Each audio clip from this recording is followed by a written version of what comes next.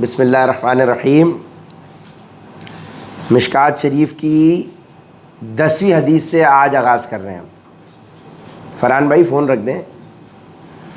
ابو ہریرہ رضی اللہ تعالیٰ عنہ بیان کرتے ہیں، رسول اللہ صلی اللہ علیہ وآلہ وسلم نے فرمایا، اس ذات کی قسم جس کے ہاتھ میں محمد صلی اللہ علیہ وآلہ وسلم کی جان ہے، اس امت کے جس یہودی اور عیسائی نے میرے متعلق سن لیا اور پھر وہ مجھ پر اتارے گئے دین و شریعت پر ایمان لائے بغیر فوت ہو جائے تو وہ جہنمی ہے۔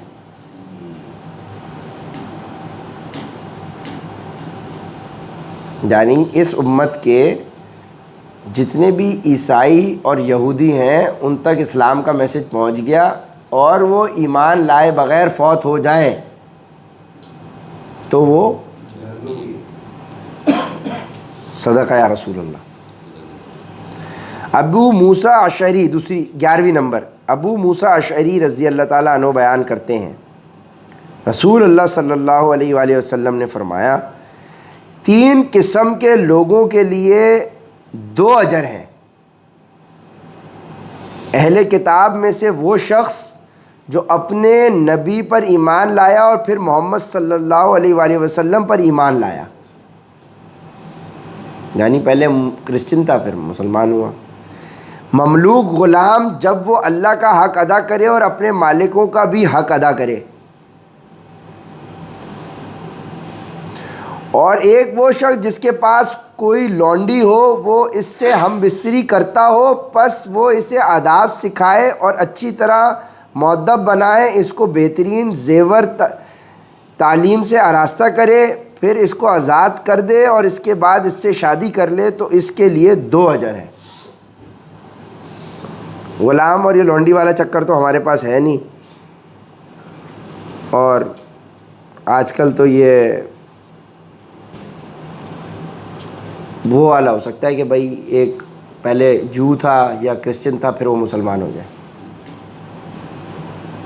12ویں نمبر کی حدیث، ابن عمر بیان کرتے ہیں، رسول اللہ صلی اللہ علیہ وآلہ وسلم نے فرمایا، مجھے لوگوں سے قتال کرنے کا حکم دیا گیا ہے حتیٰ کہ وہ گواہی دیں کہ اللہ کے سوا کوئی معبود برحق نہیں، اور یہ کہ محمد صلی اللہ علیہ وآلہ وسلم اللہ کے رسول ہیں، اور وہ نماز قائم کریں اور زکوٰۃ دیں۔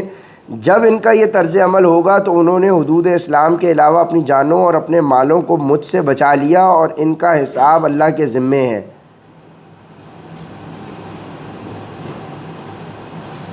یہ اللہ کے نبی کے لیے خاص بات ہے، حدیث ہے۔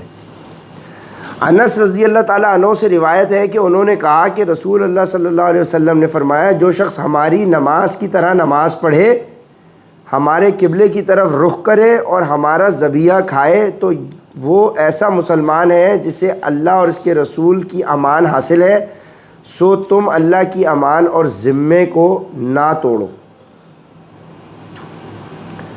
ابو ہریرہ بیان کرتے ہیں کہ ایک دیہاتی نبی صلی اللہ علیہ وسلم کی خدمت میں حاضر ہوا تو اس نے عرض کیا، مجھے کوئی ایسا عمل بتائیں جس کے کرنے سے میں جنت میں داخل ہو جاؤں۔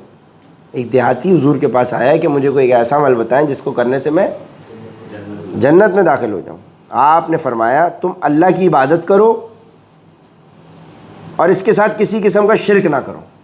عبادت کا مطلب وہی آ گیا پھر 24 آورس۔ فرض نماز قائم کرو، فرض زکوٰۃ ادا کرو، رمضان کے روزے رکھو۔ اس نے کہا، اس ذات کی قسم جس کے ہاتھ میں میری جان ہے، میں اس میں فرض نماز قائم کرو، فرض زکوٰۃ ادا کرو اور رمضان کے روزے رکھو۔ فرض نماز اور فرض زکوٰۃ، فرض زکوٰۃ اور فرض نماز، فرض نماز اس ذات وہ 2.5% منیمم سٹینڈرڈ بتایا جا رہا ہے، منیمم سٹینڈرڈ بتایا جا رہا ہے۔ اس نے کہا، اس ذات کی قسم جس کے ہاتھ میں میری جان ہے، میں اس میں کوئی کمی بیشی نہیں کروں گا۔ جب وہ چلا گیا تو نبی صلی اللہ علیہ وسلم نے فرمایا، جس شخص کو پسند ہے کہ وہ جنتی شخص کو دیکھے تو وہ اسے دیکھ لے۔ سر اس میں فرض کا ذکر آیا ہے، فرض 2 فجر کے ہیں، 4 ظہر کے ہیں، 4 عصر کے ہیں، 3 مغرب کے ہیں، 4 عشاء کے ہیں۔ یعنی جنت کا تعلق 17 سے ہے، اب جنت کے اعلیٰ مقام کا تعلق نوافل سے ہے. نہ میں کمی پیشی کروں گا میں اس میں کمی پیشی نہیں، اور 2.5% سے، یعنی minimum standard, minimum passing marks لے لو، منیمم پاسنگ مارکس بتا دیے آپ کو، ٹھیک ہے نا، منیمم سٹینڈرڈ بتا دیا آپ کو. سیلف ایکسپلینیٹری بات ہے بھائی، واپس سے سن لیں. ابو ہریرہ بیان کرتے ہیں ایک دیہاتی نبی صلی اللہ علیہ وآلہ وسلم کی خدمت میں حاضر ہوا تو اس نے عرض کیا مجھے کوئی ایسا عمل بتائیں جس کے کرنے سے میں جنت میں داخل ہو جاؤں. آپ نے فرمایا تم اللہ کی عبادت کرو اور اس کے ساتھ کسی قسم کا شریک نہ کرو، فرض نماز قائم کرو، فرض زکوٰۃ ادا کرو اور رمضان کے روزے رکھو. اس نے کہا اس ذات کی قسم جس کے ہاتھ میں میری جان ہے میں اس میں کوئی کمی پیشی نہیں کروں گا. جب وہ چلا گیا تو نبی صلی اللہ علیہ وسلم نے فرمایا جس شخص کو پسند ہے کہ وہ جنتی شخص کو دیکھے تو اسے دیکھ لے. سفیان بن عبداللہ ثقفی رضی اللہ تعالیٰ عنہ بیان کرتے ہیں میں نے عرض کیا اے اللہ کے رسول صلی اللہ علیہ وآلہ وسلم مجھے اسلام کے متعلق کوئی ایسی بات بتائیں کہ میں اس کے متعلق آپ کے بعد کسی سے نہ پوچھوں. اور ایک روایت میں ہے آپ کے سوا کسی سے نہ پوچھوں. آپ صلی اللہ علیہ وسلم نے فرمایا کہو میں اللہ پر ایمان لایا پھر ثابت قدم ہو جاؤ. ون ورڈ آنسر، اللہ پر ایمان لایا اور پھر ثابت قدم ہو جاؤ. یعنی اللہ پر ایمان لیا ہے تو پھر اللہ کی ساری باتیں ماننی پڑیں گی. اللہ نے کہا قرآن پڑھو، وہ پڑھو گے تو سب کور ہو گیا. ون ورڈ، اللہ پر ایمان لایا اور اس پہ ثابت قدم ہو جاؤ. اسلام کے متعلق ایک بات بتائیں جس پہ پھر میں صادق قدم ہوں، اپنا کسی سے اور نہ پوچھنا پڑے. یہ 15ویں نمبر کی حدیث تھی. اب 16ویں نمبر کی حدیث طلحہ بن عبید اللہ بیان کرتے ہیں اہل نجد سے پریشان حال بکھرے بالوں والا ایک شخص رسول اللہ صلی اللہ علیہ وآلہ وسلم کی خدمت میں حاضر ہوا. ہم اس کی آواز کی گنگناہٹ سن رہے تھے لیکن ہم اس کی بات نہیں سمجھ رہے تھے، حتیٰ کہ وہ رسول اللہ صلی اللہ علیہ وآلہ وسلم کے قریب ہوا اور وہ اسلام کے متعلق پوچھنے لگا. تو رسول اللہ صلی اللہ علیہ وآلہ وسلم نے فرمایا دن اور رات میں 5 نمازیں. اس نے عرض کیا کیا ان کے علاوہ بھی کوئی چیز مجھ پر فرض ہے؟ آپ صلی اللہ علیہ وآلہ وسلم نے فرمایا نہیں مگر یہ کہ تم نفل پڑھو. اب آ گیا نفل پڑھو. رسول اللہ صلی اللہ علیہ وسلم نے فرمایا اور ماہ رمضان کے روزے. اس نے پوچھا کیا اس کے علاوہ بھی مجھ پر کوئی چیز لازم ہے؟ آپ صلی اللہ علیہ وسلم نے فرمایا نہیں الا یہ کہ تم نفلی روزے رکھو.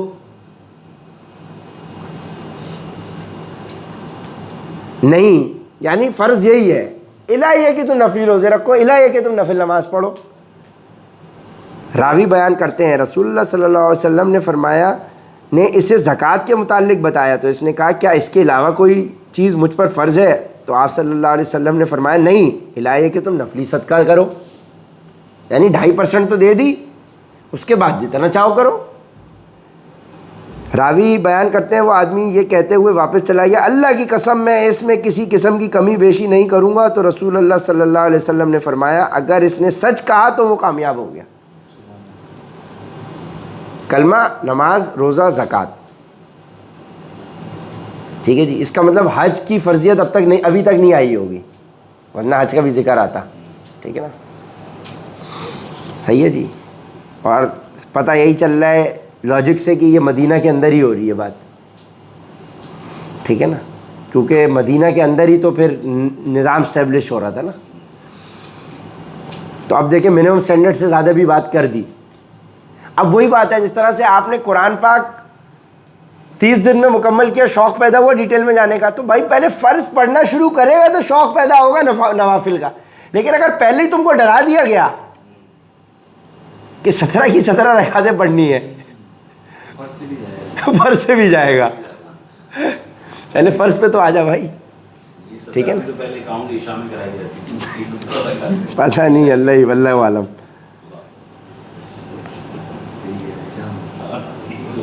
اب یہ بڑی حدیث ہے 17 نمبر کی.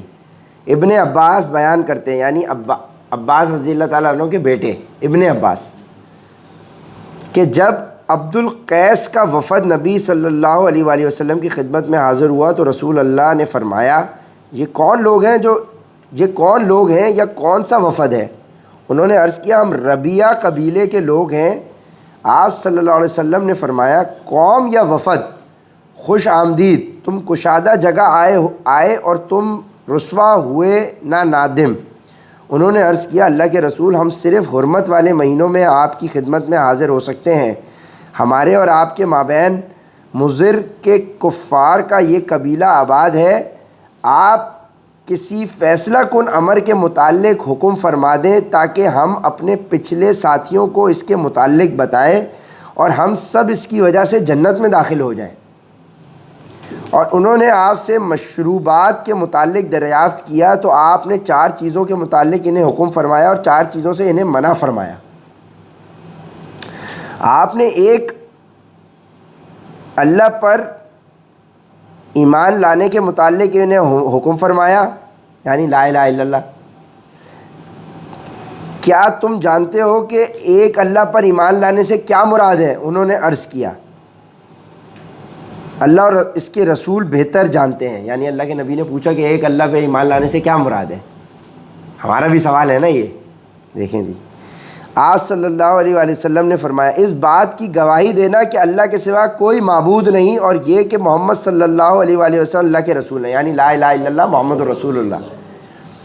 نماز قائم کرنا، زکوٰۃ ادا کرنا، رمضان کے روزے رکھنا، اور یہ کہ تم مال غنیمت میں سے 5واں حصہ ادا کرو۔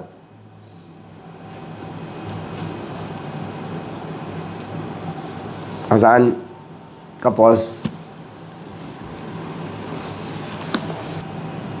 کلمے کا ذکر آ گیا، نماز کا ذکر آ گیا، رمضان کے روزے رکھنے کا آ گیا، زکوٰۃ کا آ گیا، اور مال غنیمت میں سے 5واں حصہ یعنی 20%۔ اور آپ نے انہیں 4 چیزوں سے منع فرمایا۔ آپ نے بڑے مٹکوں، کدو سے بنے ہوئے پیالوں، لکڑی سے تراشے ہوئے لگن اور تارکول سے رنگے ہوئے روغنی برتنوں سے منع فرمایا، اور انہیں یاد رکھو اور اپنے پچھلے ساتھیوں کو ان کے متعلق بتا دو۔ بخاری مسلم حدیث کے الفاظ بخاری کے ہیں۔ ایک 18ویں نمبر کی کر لیتے ہیں آخری۔ عبادہ بن صامت رضی اللہ تعالیٰ عنہ بیان کرتے ہیں رسول اللہ صلی اللہ علیہ وآلہ وسلم نے فرمایا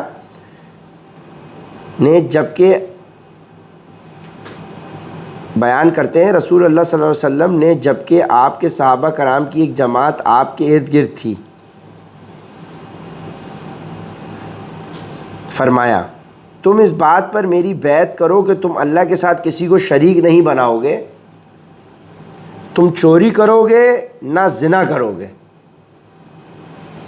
نہ چوری نہ زنا، تم اپنی اولاد کو قتل کرو گے، نہ اپنی طرف سے کسی پر بہتان لگاؤ گے، نہ ہی معروف میں نافرمانی کرو گے، پس تم میں سے جو شخص یہ عہد وفا کرے گا تو اس کا اجر اللہ کے ذمے ہے، اور جس نے ان میں سے کسی چیز کا ارتکاب کیا اور اسے دنیا میں اس کی سزا مل گئی تو اس کے لیے کفارہ ہے، اور جس نے ان میں سے کسی چیز کا ارتکاب کیا پھر اللہ نے اس کی پردہ پوشی فرمائی تو اس کا معاملہ اللہ کے سپرد ہے، اگر وہ چاہے تو اسے درگزر فرمائے اور اگر چاہے تو اسے سزا دے، بس ہم نے اس پر آپ کی بیعت کر لی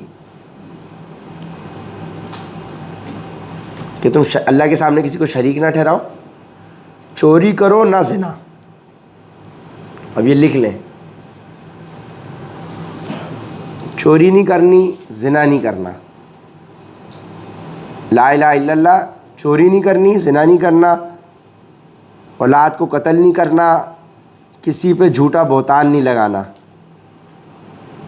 اور معروف میں نافرمانی کرو گے، یعنی جو اللہ کا حکم ہے، حق بات ہے، اس میں نافرمانی نہیں کرنی۔ تو اگر تم نے یہ عہد وفا کیا تو اللہ کے ہاں اجر ہے، اگر یہ عہد پورا نہیں کیا تو اللہ چاہے تو تمہیں دنیا میں ہی سزا دے دے، لیکن تو تمہارا کفارہ بن جائے گی۔ اگر تم نے زنا کیا اور تمہیں دنیا میں سزا مل گئی تو اس کا مطلب یہ یہیں پہ تمہارا اللہ نے حساب کتاب کر لیا، آخرت کے لیے تمہیں بچا لیا۔ تو یہ جو ہماری غلطیوں کی سزا ہمیں دنیا میں مل رہی ہے، بیسیکلی یہ ہماری یہیں پہ کفارہ بن جاتی ہیں، یہ بلیسنگ ہے ایک طریقے سے. کیوں؟ کیونکہ اگر آخرت کے اندر ہی ہم لوگ چلے گئے بغیر پکڑائی کے، وہ اصل پکڑائی ہو جائے گی. تو یہ ہر عمل جو آپ پریشانی سے گزر رہے ہو، یا آپ اپنی پچھلی 40 45 50 سالہ زندگی کا کفارہ ادا کر رہے ہو بھائی.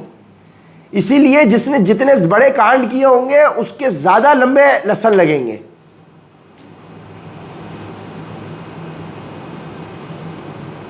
حسن عباس بچ گیا ہے کیونکہ ابھی 18 سال کی نئی نویلی کلی ہے، کلی کھلی ہے، تو 18 سال میں اتنے پاپ نہیں ہیں، اس کے گناہ نہیں ہے. ہاورڈ اسٹارک کے اتنے نہیں ہیں، ٹھیک ہے. تو ان کچی کلیوں کے اتنے گناہ نہیں ہیں کہ وہ اس لیے بچا ہوا ہے. تو یہ اللہ کا محض کرم ہے بھائی، یہ اللہ کا کرم ہے کہ آپ صحیح وقت پہ صحیح ٹریک پہ آ گئے. شایان بھائی آپ اپنی غلطیاں اب لمبی کرتے جا رہے ہو، آپ پہ حق واضح ہو چکا ہے، آپ غلطیاں اپنی لمبی کر رہے ہو تو اس کا کفارہ دے رہے ہو. تو یہ بڑے بابے ہمارے جتنے بھی ہیں بھائی، عرفان بھائی، ناظم بھائی، کیسر بھائی، کبریا بھائی، تو یہ بھائی ان پاپوں کا پراشچت ہو رہا ہے. ہندی لینگویج میں ان پاپوں کا مطلب گناہوں کا پراشچت یعنی کفارہ، گناہوں کا پراشچت ہو رہا ہے. اچھا ہے کہ یہ پراشچت یہیں ہو جائے. کیوں؟ کیونکہ اگر یہ بات آپ کی کہیں آخرت میں چلی گئی تو وہاں تو بھائی لیسن لگ سکتے ہیں آپ کے. وہ لیسن فائدے مند نہیں ہوں گے. لیسن نہیں، لیسن وہی گارلک نا، ہاں گارلک، ٹھیک ہے. سو اس پہ اکتفا کرتے ہیں. وآخر دعویٰ الحمد للہ رب العالمین.